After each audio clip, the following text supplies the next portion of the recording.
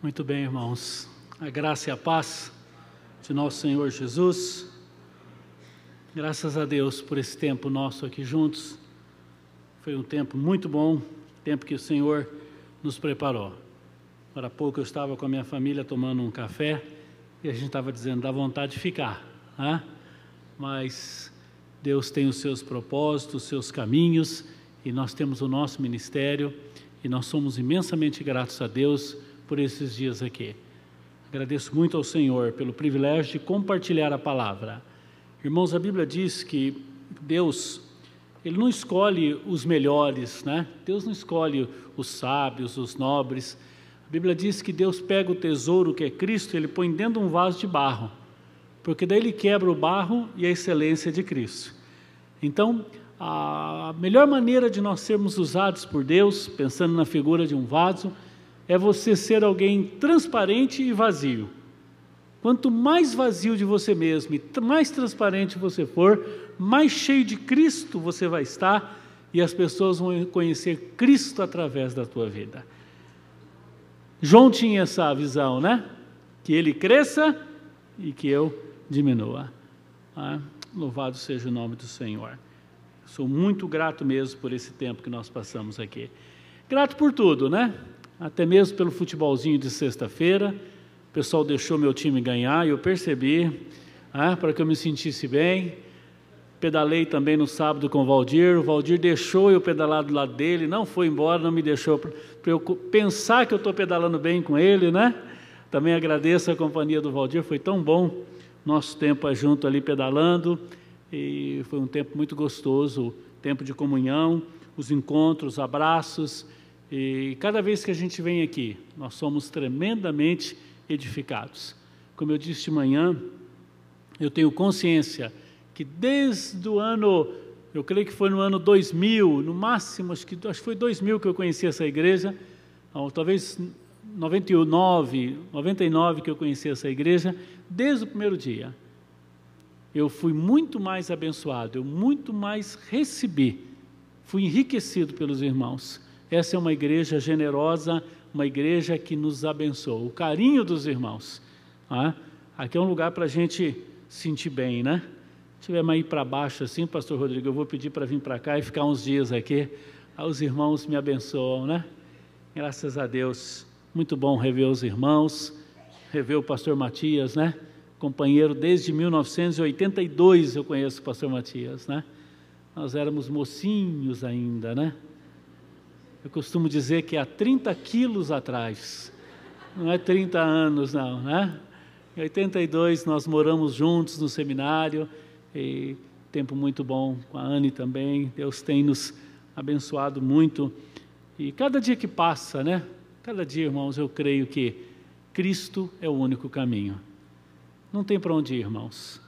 Eu estou sendo ganho por essa verdade, eu estou quase igual Pedro, quando o Senhor disse assim, quer ir embora? Ele disse, Senhor, para onde que nós vamos se só o Senhor tem palavra de vida eterna? De vez em quando eu encontro alguém que desvia, sai da igreja, por causa de picuinha, de bobeira, sai da igreja, eu falo, meu Deus, esse povo está indo atrás do quê? Atrás do quê? Deixar o caminho do Senhor, irmãos, deixar a igreja de Cristo, você vai atrás do quê? Seja atrás do que você for, você não vai achar. Porque todas as riquezas de Deus, elas estão em Cristo Jesus, na igreja de nosso Senhor Jesus. Amém? Graças a Deus. Para quem não conhece, né? Está comigo a minha esposa, Vera, por favor. Meus filhos, Ana Paula e Vinícius. Muito bem? Graças a Deus.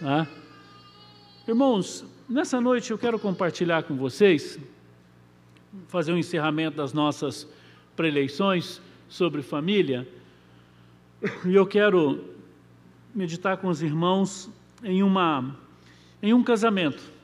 Quero fazer uma exposição bem prática, bem simples, aqui do Evangelho de João, capítulo 2, a conhecida bodas de Caná da Galileia. Esse aqui foi o primeiro milagre de Jesus, primeiro milagre público do Senhor,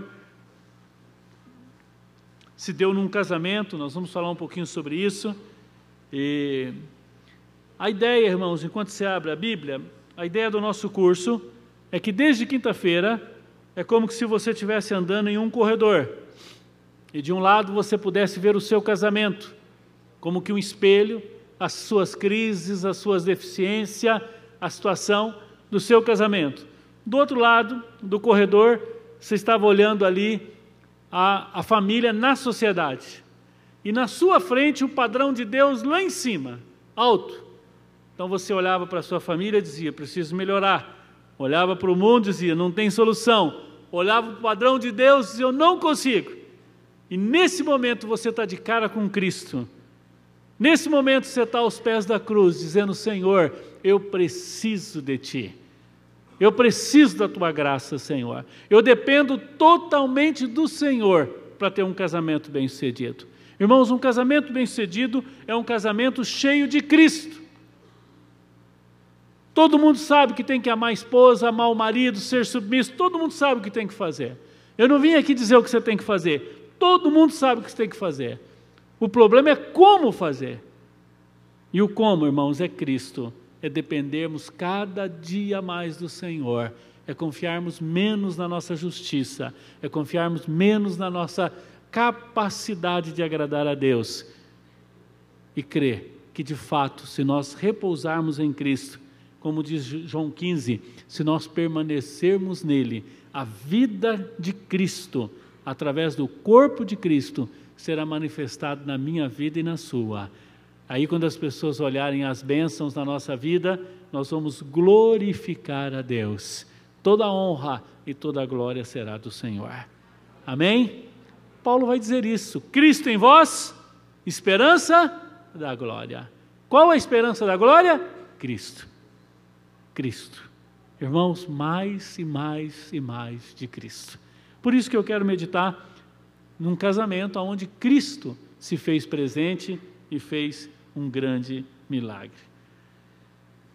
Evangelho de João, capítulo 2, diz assim: 3 dias depois, houve um casamento em Caná da Galileia, achando-se ali a mãe de Jesus.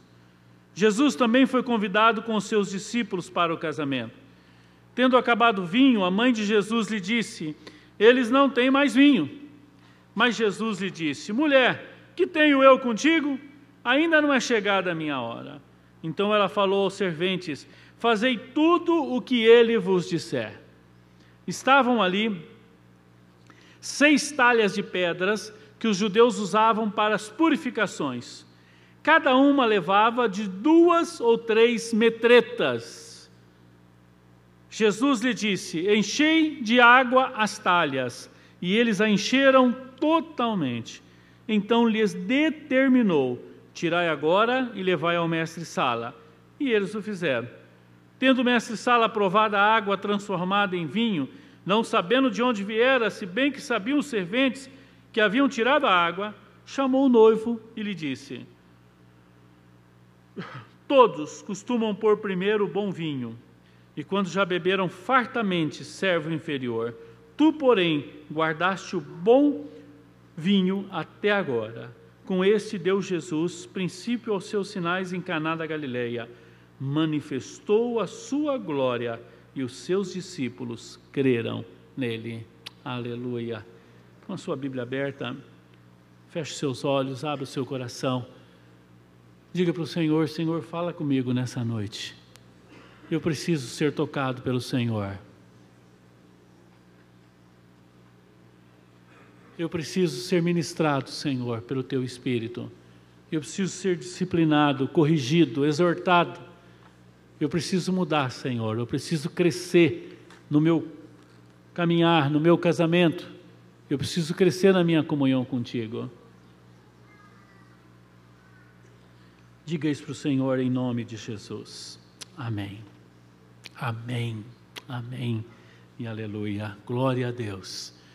Irmãos, esse texto é um texto muito conhecido. Provavelmente vocês já ouviram várias pregações sobre esse texto. Eu mesmo já preguei esse texto aqui algumas vezes. Em alguns dos casamentos aqui que eu fiz, eu preguei esse texto. Esse texto é um texto marcante na vida dos discípulos, marcante, quem sabe, na vida desse casal que estavam se casando. E esse texto ele faz um relato muito simples, que houve um casamento e eles convidam a mãe de Jesus e os discípulos, os seus irmãos, para estarem nesse casamento. E eu fico imaginando aqui que era alguém muito próximo. Pela circunstância da região e do texto, esse nos propõe ou nos indica que era alguém muito próximo deles, eram amigos, pessoas com quem eles tinham um bom relacionamento. E eles vão para esse casamento. Mas chegando nesse casamento acontece um desastre, uma catástrofe. Nós vamos explicar isso do ponto de vista cultural, histórico, por que isso era um desastre. E acaba o vinho. E aí a mãe de Jesus olha para Jesus, Maria, ela diz assim, acabou o vinho. Ele diz, mas ainda não está na minha hora. E ela sabiamente procura os serventes e diz para eles, olha, fica olhando aquele homem, e tudo o que ele pedir para vocês fazerem, vocês façam. E graças a Deus que eram servos obedientes, né? Porque a ordem que vem a seguir é uma ordem totalmente estranha. Naquela época havia nessas casas, especialmente casas de cultura judaica, essas talhas. Essas talhas de pedras, elas eram usadas para purificações, para lavar os braços, lavar o rosto, era uma cerimônia de purificação. Essas talhas elas eram enormes, elas cabiam de 80 a 120 litros de água. E como era uma festa de casamento, elas estavam vazias. Não haveria ali nenhuma cerimônia, nada que eles precisassem usar aquelas talhas, aqueles potes de pedra. E Jesus manda eles encherem de água, e eles enchem de água. E ao término, Jesus olha para ele e diz, agora pega e serve. E eu fico imaginando que a ordem de dar água era tranquila, mas agora a ordem de pegar uma jarra, enfiar ali daquela talha e encher e sair distribuindo, era um ato de obediência e de fé. E eu imagino que alguns ali estavam imaginando, o que vai dar esse negócio? Mas ao tirar a água, eles percebem que a água havia sido transformada em vinho. E ao beber desse vinho, as pessoas descobrem que era o melhor vinho que eles já haviam bebido. Eu não sei, estudando esse texto, mesmo eu que sou abstêmio, não bebo vinho, dá vontade de beber esse vinho, né? Você fica pensando qual o sabor que esse vinho devia ter, por ser um vinho tão especial. E a Bíblia diz que quando ele experimenta, o convidado especial chama o noivo e disse, olha, é comum as pessoas colocarem primeiro o vinho bom, e depois que as pessoas já estão fartas, eles colocam lá um de segunda, terceira categoria, mas você inverteu, você deixou o melhor vinho para o final. E eu fico impressionado com a conclusão desse milagre. Lá no verso 11, quando ele diz, com esse deu princípio aos seus sinais em Caná da Galileia, manifestou a sua glória. Irmãos, aprenda uma coisa, todo milagre é para a glória de Deus. Não existe milagre para promover ninguém. Na Bíblia não há nenhuma oportunidade que o milagre exalta pessoas, mas a Deus. E também os milagres servem para que as pessoas creiam em Jesus. Algumas considerações para a gente entender um pouco mais. Deixa eu bater um papo com vocês aqui acerca desse texto. Casamento para nós, para a nossa cultura, ele é um pouco diferente de casamento para aquela cultura. Por exemplo, na nossa cultura, casamento por volta das 7, 8 horas da noite, né? Agora já tem alguns casamentos meio-dia, e as pessoas vão para esse casamento, e os casamentos mais extensos dos nossos dias vão até o amanhecer. Agora já alguns casamentos têm até café da manhã. Esses são os extensos. Mas naquela época era diferente. O casamento naquela época, ele durava de 8 a 10 dias. E as pessoas todas iam para casa e ficavam comendo, bebendo e esperando o noivo. O noivo que era o especial. Na nossa cultura é a noiva, né? Se bem que hoje o homem também já se cuida, já se arruma, né? Mas na nossa cultura a gente olha muito a noiva, né? O cabelo da noiva, o sapato da noiva, o brinco da noiva, tudo da noiva. Nessa época era o noivo. O noivo era esperado, tanto que quando Jesus vai falar sobre a sua volta, ele compara como um casamento, o noivo como Cristo chegando. E essas festas, irmãos, eram festas regadas a vinho. O vinho, ele faz parte da cultura judaica. Numa festa judaica, num casamento desse, poderia faltar qualquer coisa, mas nunca poderia faltar vinho. Faltar vinho aqui era uma falta de etiqueta. Faltar vinho aqui era uma vergonha. Era uma exposição social. Era um vexame. Essa família, se faltasse o vinho e Jesus não tivesse feito esse milagre, eles seriam falados por muitos e muitos anos. Seria uma vergonha. Seria o assunto da fofoca dos parentes e amigos de todos que conhecessem eles. Que vergonha! Faltou vinho. Na cultura judaica, o vinho tem um símbolo da alegria, da vida, da esperança, da presença, da prosperidade de Deus. Era um símbolo muito grande. E a Bíblia diz, irmãos, que no meio dessa festa acaba o vinho. E eu queria pensar um pouquinho com os irmãos, eu queria fazer algumas aplicações nesse texto, que eu creio que pode nos ajudar muito no nosso casamento. Esse texto, obviamente, irmãos, a primeira mensagem desse texto e a principal mensagem desse texto, Jesus aqui deixou registrado, João registra esse texto aqui, porque ele está falando, num primeiro momento, sobre novo nascimento. Esse texto é um texto sobre novo nascimento. Esse texto é um texto de restauração. Esse texto é um texto de salvação. Num primeiro momento, esse texto está dizendo o seguinte, que Deus pode transformar qualquer pessoa. A mensagem principal, a mensagem central desse texto é que Deus transforma água em vinho, Deus transforma pecador em salvo, Deus muda uma vida, Deus pode transformar. Obviamente que essa é a mensagem central, mas não é nela que nós vamos nos deter.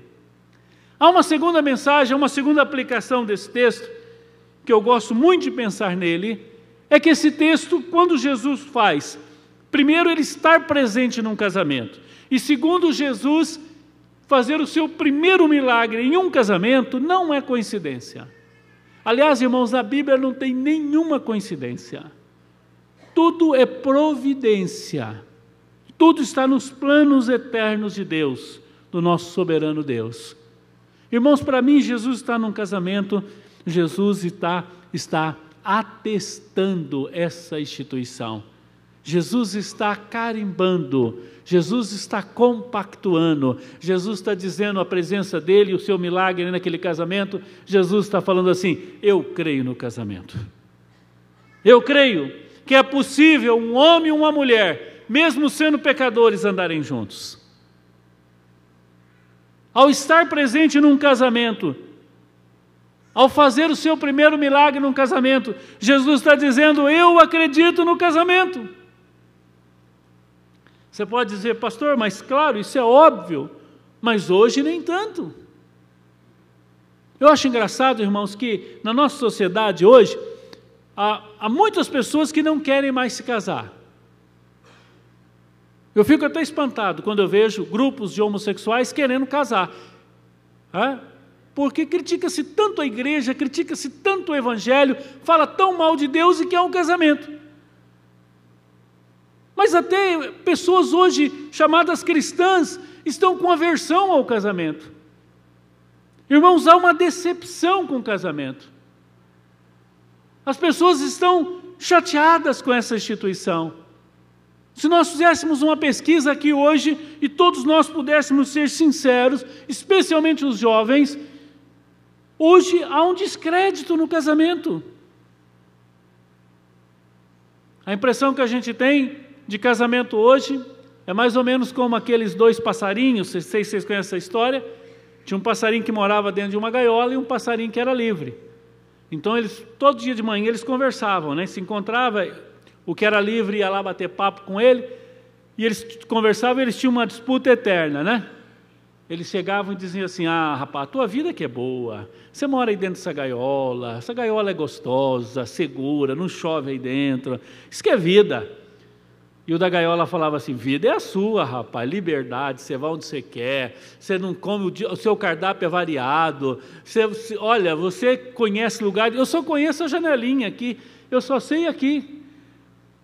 E o outro dizia assim: não, mas a sua vida que é boa, rapaz, tem providência todo dia de comida na sua mesa aí, não falta água, você tem alguém que olha para você, que brinca com você. Eu passo perigo, tem predador todo momento me pegando, eu tenho que escapar daqui, escapar dali.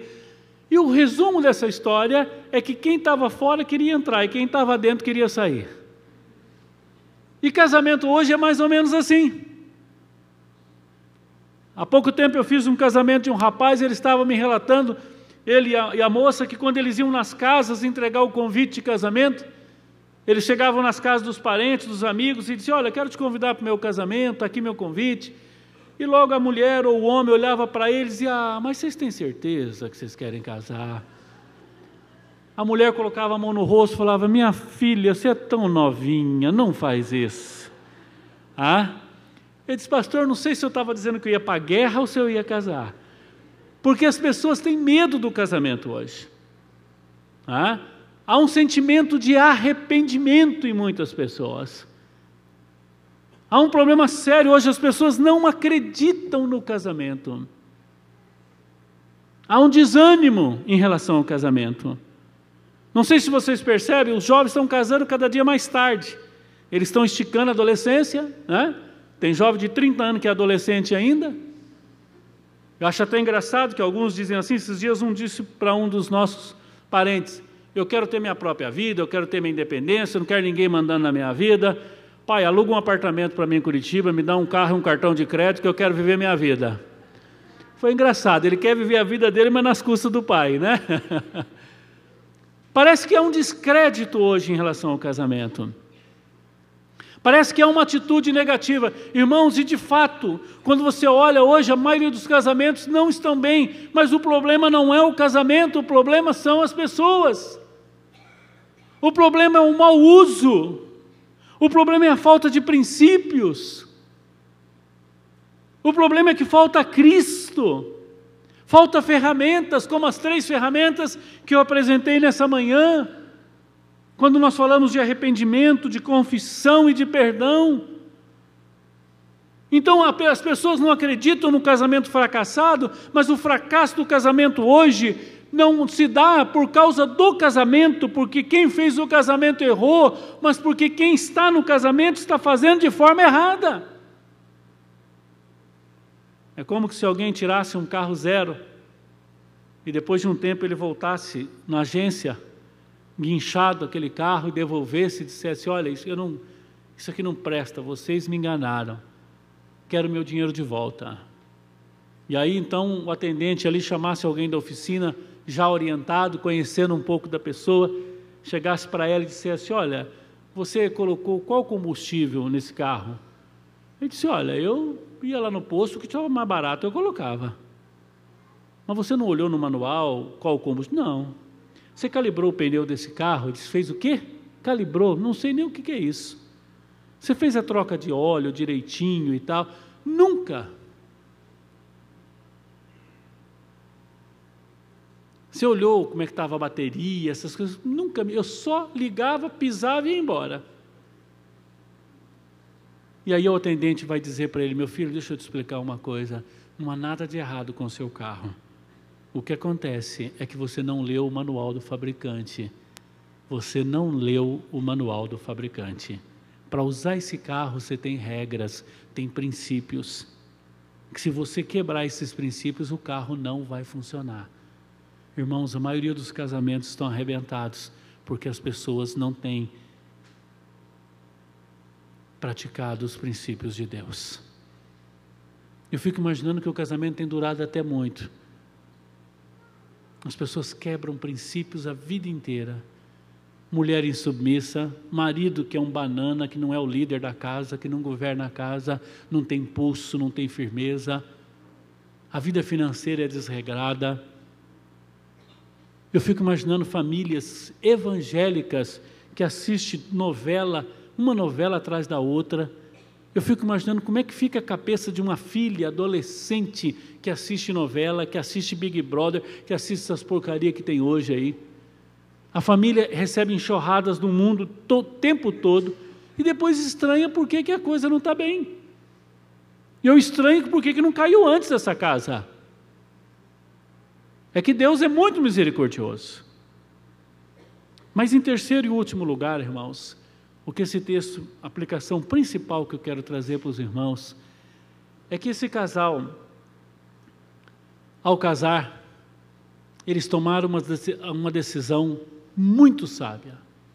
Primeiro, eles planejaram o casamento. Fizeram um casamento bem planejado, convidaram as pessoas certas, compraram a quantidade de vinho necessária. Eles fizeram tudo certo do ponto de vista humano. Mas além de fazer tudo certo do ponto de vista humano, eles fizeram algo que eu e você precisamos fazer se você não fez ainda. Eles convidaram Jesus para o seu casamento.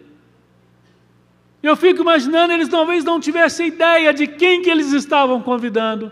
Mas o fato é que eles convidaram Jesus para estar na festa.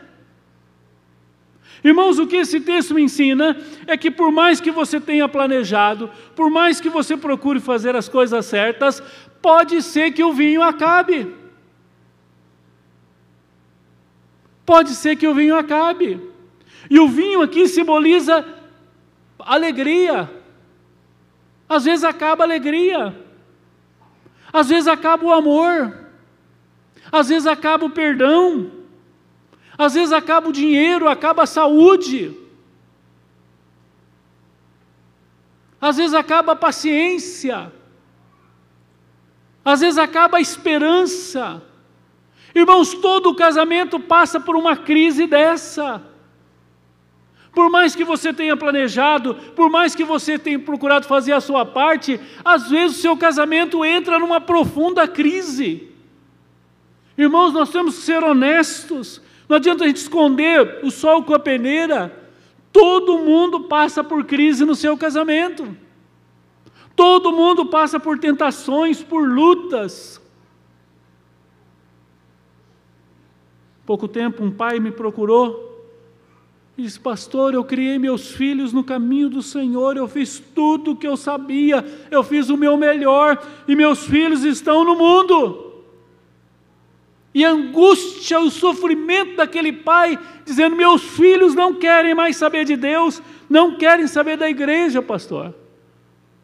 Pastor, eu fiz tudo certo e não deu certo. Irmãos, nós não somos deuses, nós somos humanos. E por mais que a gente programe, por mais que a gente planeje, por mais que a gente faça as coisas certas, às vezes elas não dão certas. A vida não é uma matemática de 2 mais 2 são 4, não. Casamento não é alguma coisa que você combina, não é uma química, que você mistura 2 e dá certo.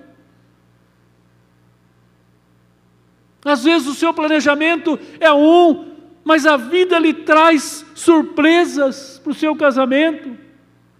É um filho que fica doente. É uma filha que engravida antes da época esperada. Irmãos, nós sofremos. Nesse casamento acabou o vinho. Há casamentos que acaba a saúde. Tem um pastor muito querido, muito próximo nosso de Maringá. A sua esposa sofreu 15 anos com câncer e depois morreu. Um homem piedoso, um homem de Deus, um homem sério, uma mulher séria, temente a Deus, 15 anos sofrendo os dois. Irmãos, nem tudo que nós planejamos dá certo. Nós não temos controle de tudo, irmãos. Só Deus tem controle de todas as coisas. Mas a diferença desse casamento, apesar de acabar o vinho, apesar da vergonha se aproximar, apesar da tristeza estar sendo exposta, esse casamento tinha algo diferente, esse casamento tinha Jesus. E se você convidou Jesus para o seu casamento, cada vez que acabar o vinho, clame a Jesus. Sabe, irmãos, esse texto me ensina que às vezes a única coisa que nós podemos fazer é olhar para Jesus e dizer: acabou, Senhor. Maria nos ensina aqui que às vezes a única coisa que você pode fazer é dobrar o seu joelho no seu quarto e dizer: Senhor, acabou. Não consigo, eu não sei o que fazer. O que eu podia fazer eu já fiz. E parece, irmãos, que quando terminam as nossas forças e nós nos quebrantamos diante do Senhor, o milagre acontece. Aleluia, irmãos. Eu aprendo com esse texto, irmãos, que por mais que possamos ser precavidos e organizados, às vezes o vinho acaba. Às vezes você enfrenta uma crise no seu casamento. Uma crise, um sofrimento. As razões são, cada casal tem as suas crises. Sabe, irmãos, e às vezes por ser evangélico, a gente começa a ter um discurso de que para a gente está tudo bem e não está bem. E a gente tem que ter coragem de chegar para Jesus, para a pessoa certa. Dobrar o nosso joelho e dizer: Senhor, acabou o vinho. Senhor, acabou a esperança. Senhor, acabou a alegria. Quantos casais que já perderam a alegria de estar juntos? Quantos casais que já perderam o respeito um pelo outro? Eu quero dizer uma coisa para você, meu irmão. Independente da crise do seu casamento, se Jesus foi convidado para o seu casamento, Ele vai fazer um milagre. Ele vai fazer um milagre. E sabe o que me anima nesse milagre? É que depois que Jesus opera, o segundo estágio é melhor do que o primeiro. Eu creio, irmãos, que o vinho novo pode ser melhor. Eu creio que um casal pode experimentar. Pode estar vivendo uma crise, seco, triste. Se Jesus operar no seu casamento, meu irmão, você vai experimentar um vinho novo. Deus pode fazer algo novo no seu casamento. Para muitas pessoas a festa estava acabando. Há muitas pessoas aqui hoje, que quando ele olha para o seu casamento, ele diz: pastor, não tem mais festa, pastor. Já acabou. Eu quero dizer uma coisa para você. Parece, mas a festa não acabou. Porque Jesus está presente no seu casamento. E se Ele não estiver presente, convide Ele hoje. Convida Ele hoje. Agora, irmãos, Jesus é um convidado especial. Jesus não vai entrar no seu casamento só para ornamentar. Jesus não vai ser um bibelô, um enfeite que você coloca na parede, que você coloca em cima de uma mesinha para enfeitar. Jesus só entra para mudar. Jesus só entra para governar. Jesus só entra para reinar, porque Ele é o Rei da Glória. Eu queria te perguntar nessa noite, ao encerrar esse sermão: você já convidou Jesus para estar presente no seu casamento? Se você não convidou, convide.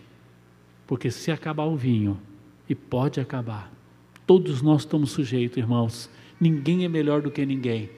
Todo casamento pode passar por crise.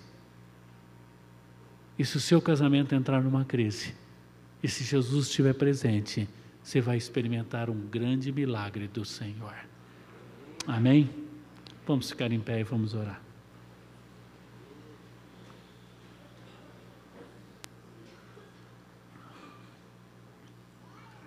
Senhor Jesus, eu creio que o Senhor está presente no nosso meio.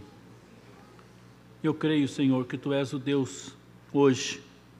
O mesmo Senhor que era daquela festa, o Senhor é o mesmo Senhor hoje. E o Senhor pode mudar qualquer realidade. O Senhor pode restaurar qualquer casamento. O Senhor pode mudar qualquer família, Senhor. Pai, há pais aqui que estão sofrendo com seus filhos. Há pais aqui, Senhor, que estão vendo seus filhos fora do Teu caminho e estão sofrendo profundamente, Senhor. Pai, eu peço que o Senhor tenha misericórdia, que o Senhor visite essa família agora. Senhor, a família sofrendo com problema de enfermidade, crise financeira. Senhor, seja o que for, qual for a área que o vinho acabou, eu peço, Senhor, faça um milagre, em nome de Jesus. E toda a honra e toda a glória será dada a Ti. Em nome de Jesus. Amém. Amém, irmãos. Podeis assentar. Que Deus os abençoe. Em nome de Jesus. Mais uma vez, muito obrigado a Deus.